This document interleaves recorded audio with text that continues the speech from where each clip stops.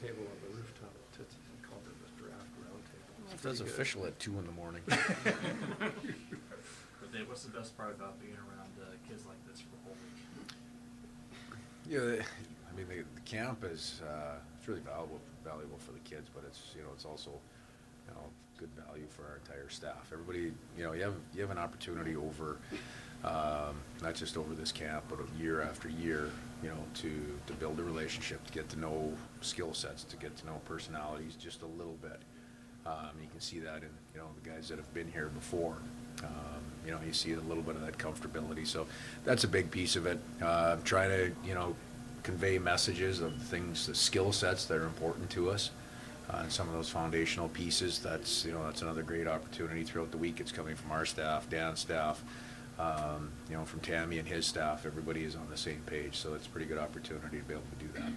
Dave, what were the messages you wanted them to take away from a practice that your team learned today for them? Well, number one, we just wanted to get them on the ice, and for us to be able to get on the ice with them a little bit, throughout that. It's a pretty short day with small numbers on the ice, but we worked on within each drill. There's some specific skill pieces, and that's right at the end of practice. In essence, that was our practice meeting.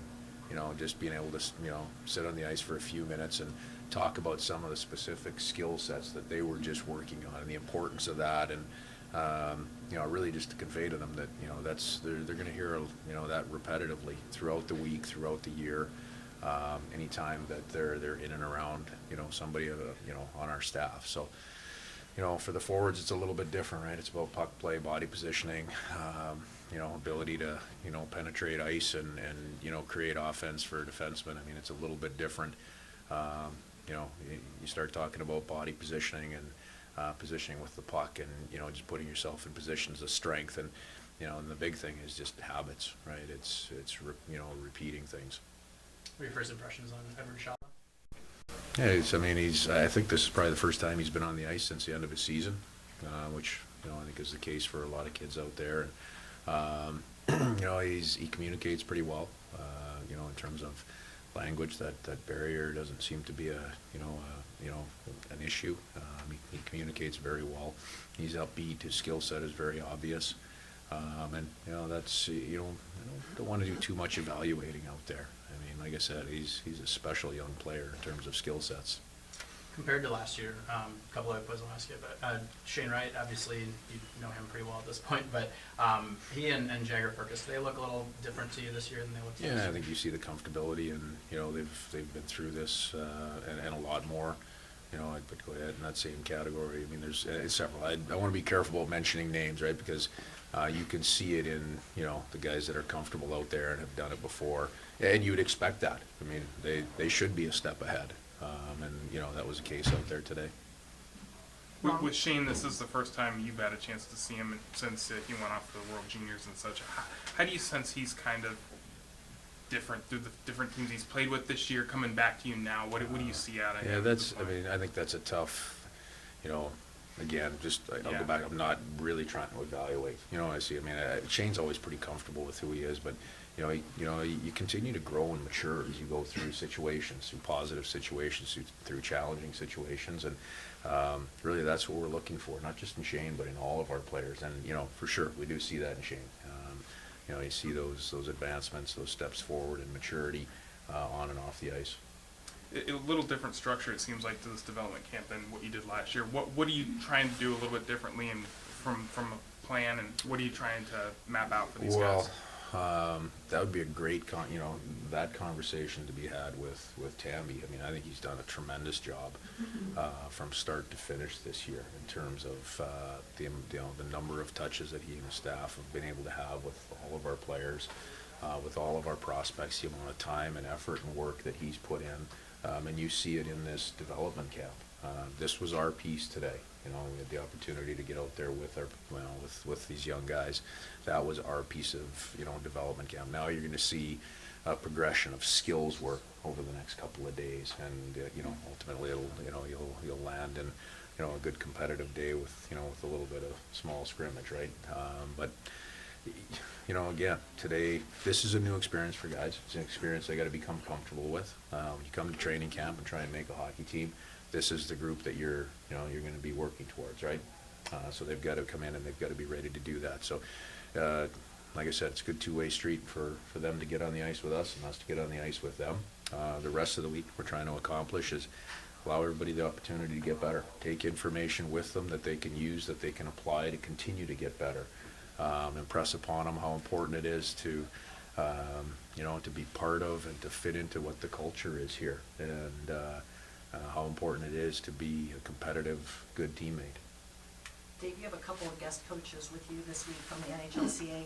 Why is it important to invest in these young coaches, and what can you share about your opinions of your experience of the candidates so far? Yeah, both these, they're, I guess you can say they're young coaches, but look at their track records. Each of them have, done a lot of things actually within their, the scope of their career through college hockey, through junior hockey, through many different things. So they're great. We've been able to have them both, in our, yesterday we had some meetings, things that we're talking about for next year. When we talked about, we touched on a couple different areas of systems. We, went through some of our organization for training camp and things like that. So just to have them, in the room and, gain those experiences. It's something that I had the chance to do back when, I was a younger coach, and I really appreciated it. But more importantly, I guess from my standpoint now, like, you give and take, and you learn from everybody around you. So hopefully they can take something away from this week, and I know that we'll take something away from their presence here as well. News just broke that the Kraken signed Caller Yamamoto in facing Edmonton a couple times last year. Was there anything about him that stuck out to you? Do you remember? Well, he's a good offensive player. He's tenacious. He's physically he's not a big guy, but he's a guy that can use his competitiveness and his intelligence to get inside. He's not a perimeter guy, so we're excited to have him. His skill set is excellent. He's a very much a motivated player. I think he's going to fit in very well, with the makeup of our team and the way we're built and the way we play. Similarly, Brian Dumoulin comes in for you guys as well. What's your thoughts on him and adding him to your defense? Just, number one, first thing that stands out is, a great pro. Veteran D in this league. He's been through it. He's another guy that we can add into that dressing room that, there's nothing that we're going to see this upcoming year that he hasn't been through already. More importantly, he's a good player. I think he's going to add to our D-core.